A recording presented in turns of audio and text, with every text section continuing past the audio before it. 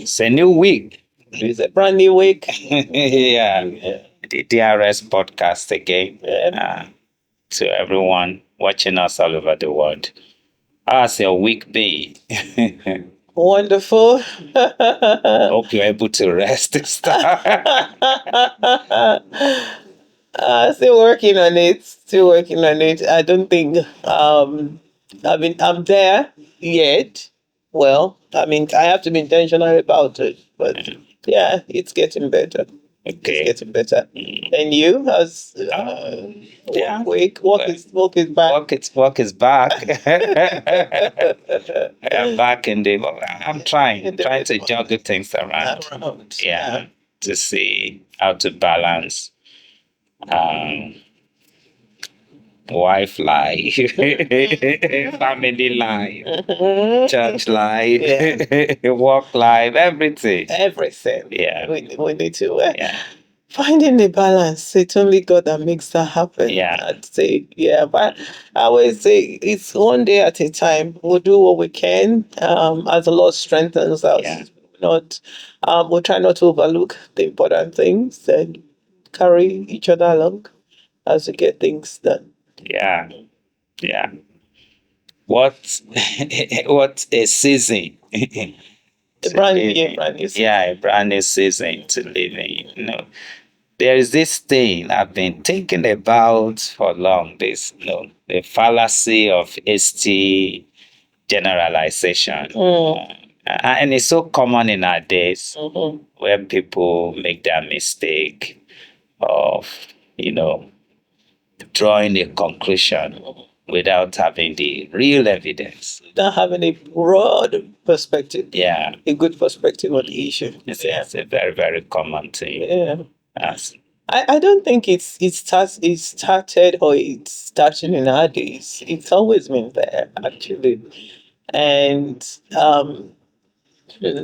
I know you hear cliches like I'm going to try to interpret as much as possible that, say, for example, something happens between two people and one person comes to tell you something and then Yeah. you just conclude, oh, that person is like that. Oh, yeah, that's what it is, without actually giving them the opportunity to maybe talk. Or, like you said, the fallacy of generalization. We just say,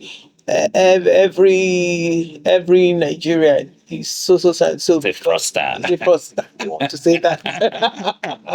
oh, and Yeah, just because we've had cases of the bad eggs Yeah. or the bad potatoes in our Yeah. midst, that have. It's not the challenge to that, of course, when it's negative, is that it drops off on the rest of the pack. They say when one potato is bad, if you put it next to the other potatoes, there's a way it splits and affects causes the other ones to become rotten Yeah. as well. So people tend to jump to conclusion without the evidence. It's the conclusion. It's the conclusion. And we live in a world of technology, a world of information. In fact, we are loaded with a lot of information. Actually, overload. Actually, not Yeah. just loaded. We're Yeah. overload. Yeah. There's an overload of information nowadays, and I think we have to be able to filter now. We are getting into that space of being of the need for us to develop ability to filter.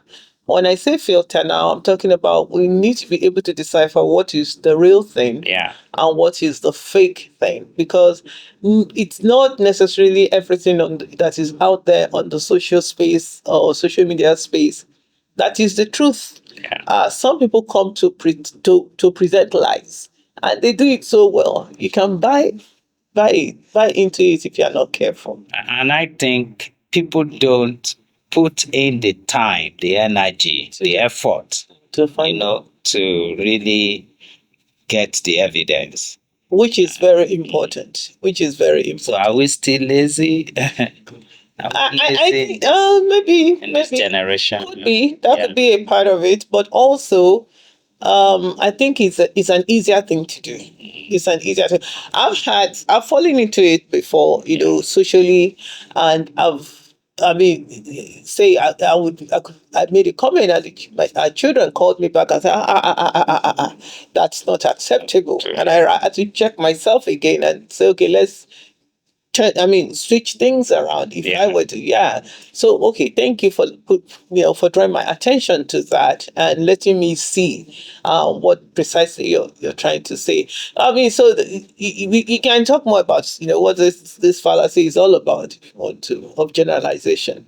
Yeah, it's the It's the generalization. Oh, generalization. it's also in the Bible. Yeah. For all you care, it's in the Bible. There was a time, if you remember, Elijah in First Kings chapter 19, Okay. when he ran away From Jezebel. Jezebel. Yeah. So after the showdown at Mount Carmel, Yeah. he ran away. So when he ran away, he now sat under a tree and he wanted to die. So when God showed up eventually, God came, there was an earthquake, a noise, but God came in the still small voice. Yeah. And when he heard the voice of God, he started complaining. Said, I'm the only Only one one left. left. I'm the only one doing your work. Yeah. Yeah. So, and God had to tell him that, look, there are 7,000 men that have not bowed their knees to Still. Baal. Yeah.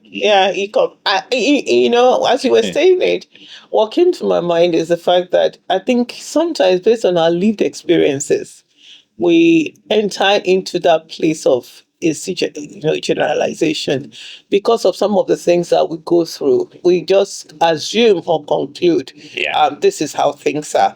Take, for example, Elijah, that you gave us, that we just talked about now. He did excellently well. God used him marvelously. But I think probably maybe entered into a season of depression. Yeah. Yeah. And then that's why because at the that time clouded that the the Bible that he was that he was doing what he did, that he was saying he was going to make a sacrifice and he said they should pour water.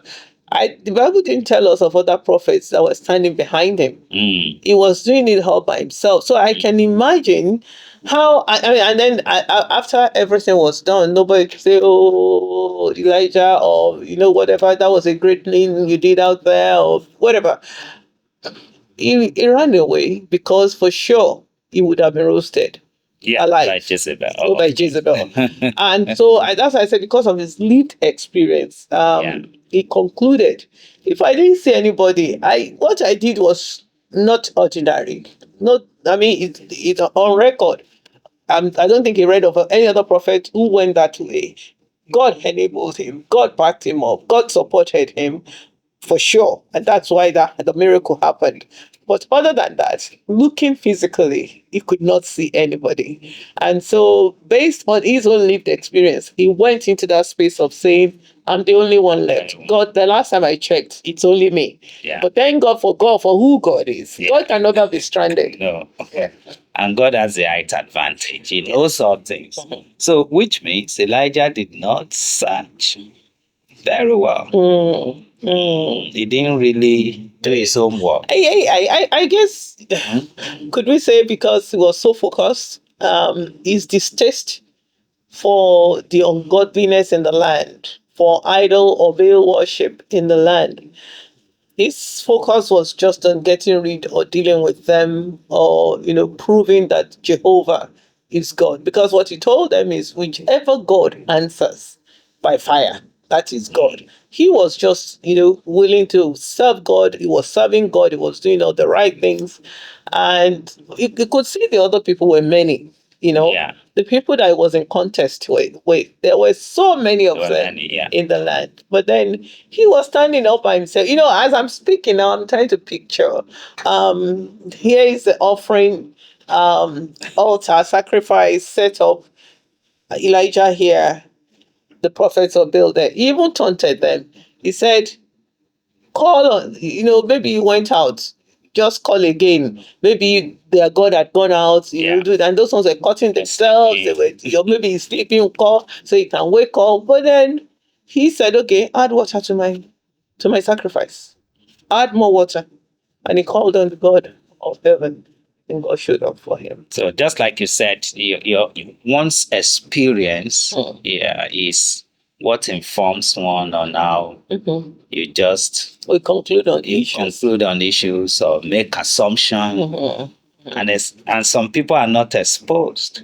And when people are not exposed, they are very, very dangerous. Yeah. Could be. So it's really rampant in this world where people will see you even before they know you, before they've concluded.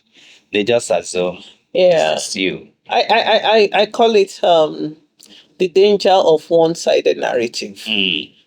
Because you hear the one side of a story, you have not even spoken to the person you've heard about yourself, and you just buy into whatever anybody sells you and take it as it is. truth. Yeah. Yeah, I mean, we've been in situations where people would say, "Oh, we didn't even know this is how you are," until we related with you.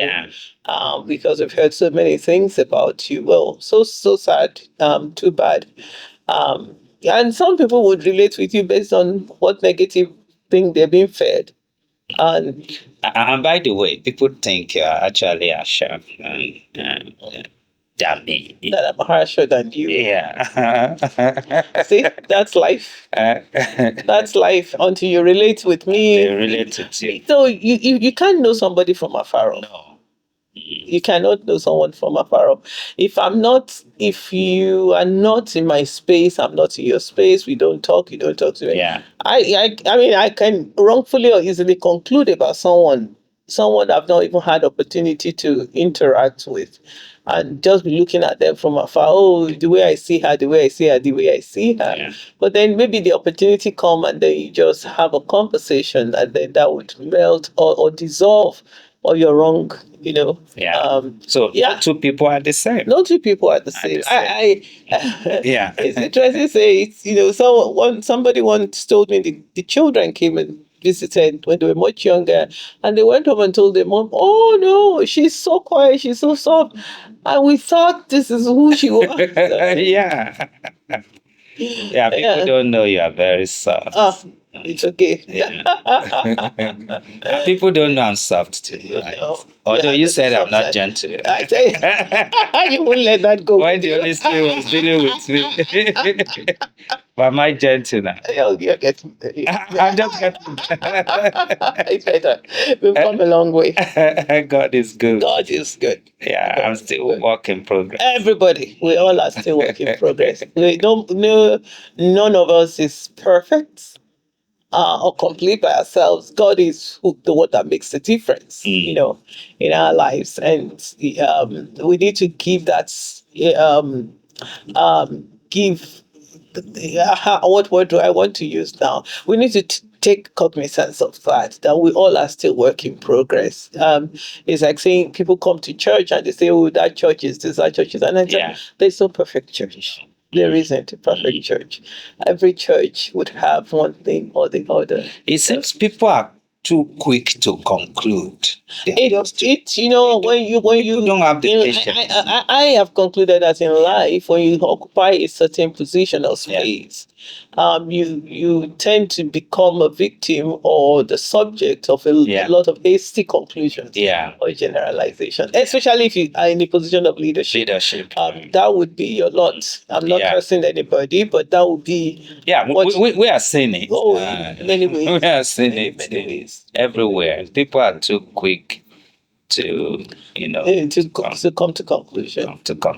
So I don't know if you want me to give another example. You could. Yeah, another one happened in John chapter 9.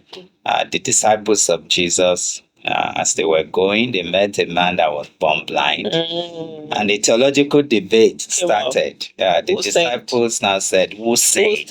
And they concluded that the mother. And the answer Jesus gave could not have been more perfect. They said, no, saint. No, because the disciple felt the guy must have sinned. If the father did not sin, the mother must have sinned. For him to have been born. But then he was born blind. He came out that way. He came into this world, into the world that way. But Jesus showed them, his God aspect, his God factor. Letting them know is such that the Lord might be glorified. So we have people who go into a debate, theological debate like that, when they don't really know the depth of a thing. Yeah. They don't even have any sample size. And they no evidence. And they just conclude on the matter. It's very rampant in our world, Yeah. and it has shaped the destiny of some people negatively, Yeah. unfortunately, because of how badly people received the wrong thing about them. People bought into it and use that to deal with them on them. Yeah. I mean, for somebody listening to us today, we hope you choose right, because it's good that we give each other, the listening here, or the opportunity to see Yeah. who exactly we are, other than what we have been told about somebody. You might be doing them evil or wrong by following the general, the conclusion that you Yeah. hear from people. And we should be careful about the statistics. All Indians, are this. All the Not all, if we're Nigerians saying are all this. Indians are this, Yeah. Indians they are 1 billion, or Yeah. what's their population? This Nigeria tribe, is about, I mean, Yeah. 300 million. Wow, what's that million? they are Yeah. the largest, In the world. population in the world. In the world. Or you say one tribe in Nigeria loves this, yes. loves that. Yeah. We should I just think be it's the careful. mindset of, what is prevalent. Yeah. What is prevalent amongst a certain group of people. Um, if it's a prevalent culture, Culture, yeah. a prevalent characteristic or Yeah. habit, people also use that, Yeah. to conclude. If you find something that it's a common trend that Yeah. you find amongst, okay, this nationality or this group of people, this is how they always behave. This is where you always find them. Or these ones are always gangsters. And the funny thing about this thing is the fact that oftentimes is a negative thing that overrides the positive. Yeah. We would hear more about negative things that binds a group of people, the culture together, much more than you would hear about positive things. I don't know if you understand what Yeah. I'm saying. Yeah. So we ought to be, to be cautious. Yeah. What has really helped me over time, in fact, being a leader, is to just deal with people as individuals. That's the best thing. Yeah, and give them time. Yeah. Give people time. Time is a revealer. Certainly. Yeah. So I don't make that assumption. So I let people be. And I study them, and I make sure I get my data right. I don't jump into any conclusion again. Which is good. So with there are some people who have been part of our lives. Yeah. I don't want to mention names. That when they came into our lives, we never thought they could be. They could have so much influence. Yeah. But over time, God has used them tremendously. So we need to be open to give people time. Yeah. Thank Wonderful you. conversation Yeah, today. thank you. Thank you.